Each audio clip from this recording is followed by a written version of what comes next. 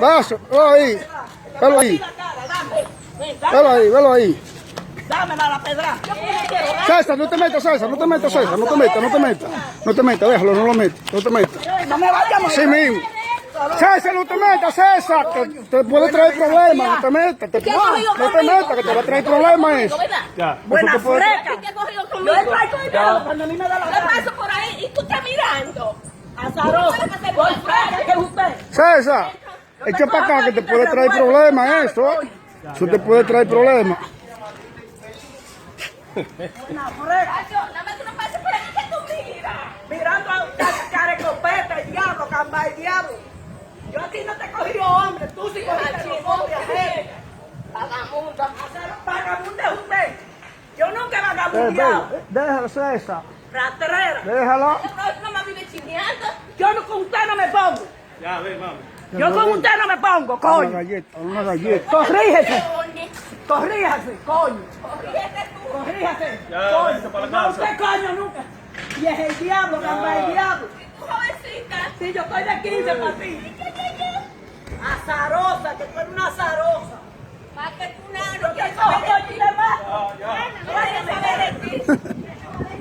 Tranquila, coño. Esa César, pero déjala. Déjala porque Nidia se tiene que la respetar y también esa mujer tiene todo el mundo alto por aquí. Déjala, y ella le déjala. Así mismo es. poniéndose conmigo, que yo no me pongo con nadie. Déjala. Yo no me pongo con nadie, coño. Buena desgracia, coño, que te cogió con la familia mía, pero con la última que te va a poner va a ser con la mía, coño. Vaya, coño. Me da la gana, la vieja. Gamba el diablo. Yo no te he cogido hombre, a ti tú eras la que coge hombre ajeno. Que cogiste el padrino de César. No respeta. Gamba, hasta copeta. Te voy a matar, coño. Te voy a matar. Que te pique. Poniéndose conmigo en el colmado. Claro que tú quieres grabarlo. Claro que tú quieres. Claro que tú quieres grabarlo, chichi. Tú vas a tomar control ahora. Me voy a Yo lo que voy a hacer es que yo me voy a matar porque el hijo mío es el esposo de tu hija.